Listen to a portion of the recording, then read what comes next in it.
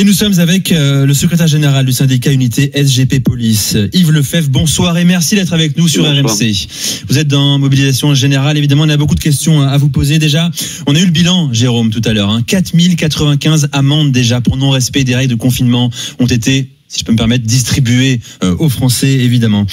Quel bilan vous faites-vous déjà après 2 jours de confinement? On rappelle que ça a débuté hier à midi.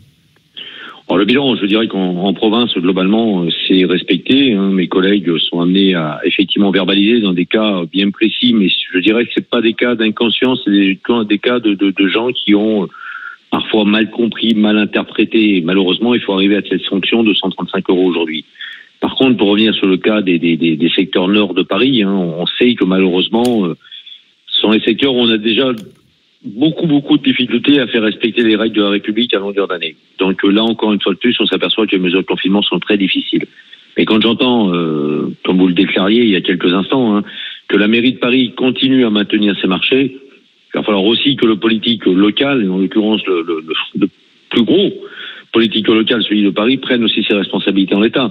Christophe Castaner l'a dit tout à l'heure, et je ne peux, même si je ne rejoins pas beaucoup Christophe Castaner sur ses orientations en matière de protection des agents pour faire appliquer des mesures de confinement, là, je serais d'accord avec lui cette fois. Donc vous appelez à la fermeture des marchés? Mais bien sûr, il faut arrêter, il faut bien sûr. Moins de temps ça durera, mais il faut que ça soit véritablement respecté. J'apprécie beaucoup le hashtag bordel reste chez toi, mais oui, mais bien sûr, il faut le dire, comme ça. Restez chez vous, bordel, pour être très précis. Ouais, bordel, restez chez vous, pardon. mais bien sûr, parce que là aussi, on expose bien évidemment, mais moi je pense à mes collègues policiers et gendarmes qui sont eux exposés parce qu'on est sur une barrière sanitaire et malheureusement, on est démunis des moyens de protection pour assurer cette barrière sanitaire. Donc on s'expose nous-mêmes et par le fait, on expose nos proches derrière. Bon, et la question c'est, est-ce que les directives sont extrêmement claires? C'est vrai qu'on se dit, nous, si on veut, on peut sortir. Je prends un bout de papier, je déchire, je griffonne, je vais faire mes courses, ce qui n'est pas forcément vrai, et je me balade dans Paris. Comment vous réagissez par rapport à ça? Parce que finalement, excusez-moi, mais vous n'avez pas trop de moyens. Ah non, il n'y a pas de moyens. C'est effectivement sans civisme. Il y a 1001 façons de détourner ces consignes. Sans civisme. Pourquoi? Parce que vous le disiez fort justement, il suffit de prendre un papier, mais même télécharger les autorisations de circuler telles qu'elles ont été définies par le gouvernement. Et vous pouvez très très bien en avoir plusieurs avec vous, et sortir la bonne au bon endroit, enfin la bonne.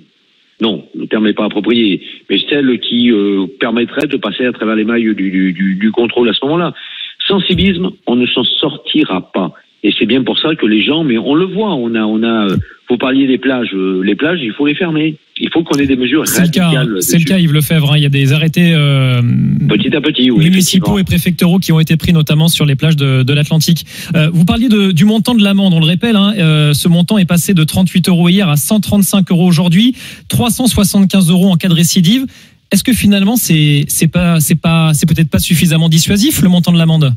Moi, je considère qu'on aurait dû prendre les mêmes mesures que les Espagnols. Les Espagnols, globalement, on va dire, en fonction sur Madrid, on est à plus de 600 €. J'ai eu une information vérifiée d'ailleurs au demeurant, au Pays Basque, vous savez que les Espagnols travaillent en fonction de la province et ont leur propre police autonome.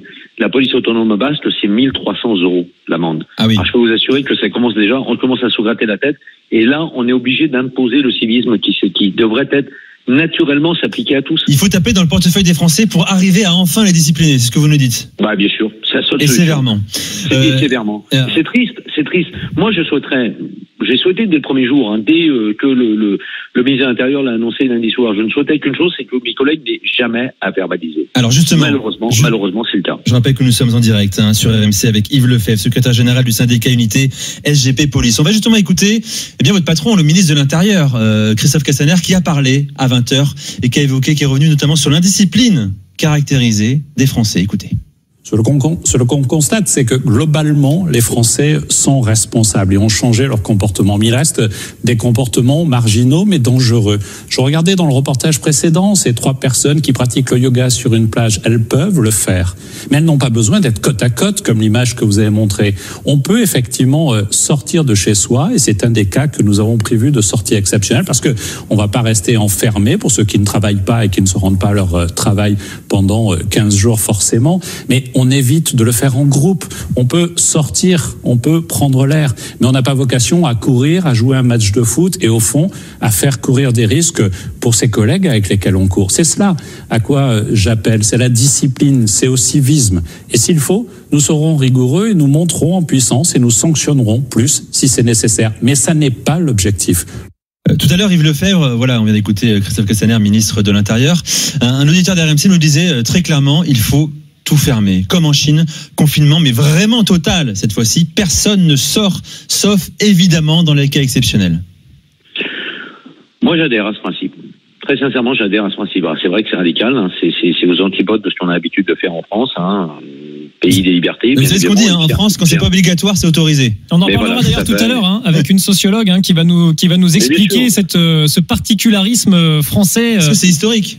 Moi, je considère aujourd'hui, il s'agit de sauver des vies. Très franchement, quand je vois, je l'ai vu tout à l'heure sur les images de TF1, ces trois personnes, ces trois dames faire du yoga. Mais franchement, quand il s'agit de sauver des milliers, espérons que nous restions milliers de vies. Mais putain, mais le yoga, il peut attendre. Le footing, il peut attendre. Franchement, très franchement, aujourd'hui, on est en guerre. En période de guerre, on ne sort pas. On a cette guerre qui est encore plus pernicieuse que les guerres, je dirais, militaires.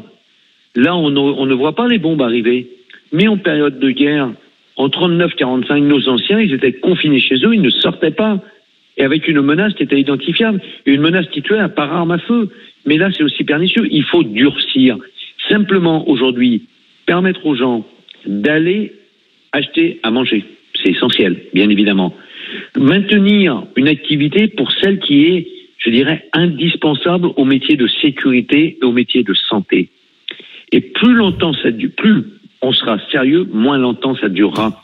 La preuve en a été faite chez les Chinois.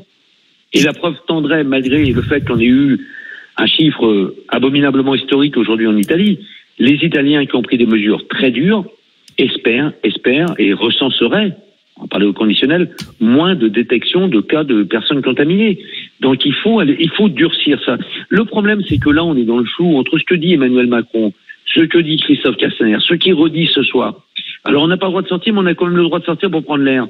Mais comprenons les gens qui n'appréhendent pas, qui ne sont pas au cœur du problème du moins au cœur de l'application de ces mesures. Mais c'est trop flou. Prenons des mesures radicales. Vous avez le droit de sortir.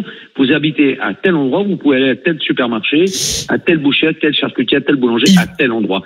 Terminé. Yves Lefebvre, secrétaire général du syndicat Unité SGP Police, est avec nous dans Mobilisation Générale sur RMC. Il est 21h14. Nous sommes ensemble jusqu'à 22h, bien sûr. J'accueille. Juste une précision, Nico, pour préciser, parce que Yves Lefebvre parlait de l'Italie. On rappelle les chiffres. En Italie, 2600 nouveaux cas, 475 nouveaux décès ces dernières 24 heures. C'est un triste record. L'Italie qui a dépassé les 35 700 cas de coronavirus et qui se rapproche des 3000 morts liés à cette pandémie. Ça fait froid dans le dos, effectivement. Dans un instant, on sera avec Christophe, auditeur RMC. Mais d'abord, Vincent qui nous appelle au 32-16. Bonsoir, Vincent. Oui, bonsoir. Vous êtes parisien, vous ? Oui, je suis parisien et je viens d'écouter tous vos témoignages. Et je vais abonder dans leur sens parce que aujourd'hui, j'ai été obligé de me déplacer vous connaissez, hein, je suis parisien, à Porte d'Auteuil, à une pharmacie. Je cherchais une pharmacie pour ma fille. Et j'ai été effaré. J'ai longé, vous savez, pas très loin de Roland-Garros. Oui. Et j'ai longé le bois de Boulogne. Et je peux vous dire que j'ai été effaré de constater que c'était un dimanche normal. Alors, est-ce que ces gens-là respectaient les distances de sécurité ? Non, mais je vais y venir. C'est qu'au début, je me suis dit, tiens, il y a beaucoup de sportifs. Or, j'ai ralenti, j'ai regardé. En fait, il y avait des paquets de gens, quoi. Des paquets de 7-8 personnes. Je vous assure que c'était un dimanche normal. Et alors, pire, j'arrive à Porte d'Auteuil. Et là, je rentre dans Paris. Mais alors là, j'étais effaré du monde sur les trottoirs. Et alors là, les distances de sécurité, mais rien, quoi. Rien du tout. Effectivement, ça corrobore ce que dit notamment Yves Lefebvre, secrétaire général du syndicat Unité SG Police. Alors, c'est pas ce que je constate en banlieue, par contre. En banlieue, chez moi, j'habite en proche région parisienne.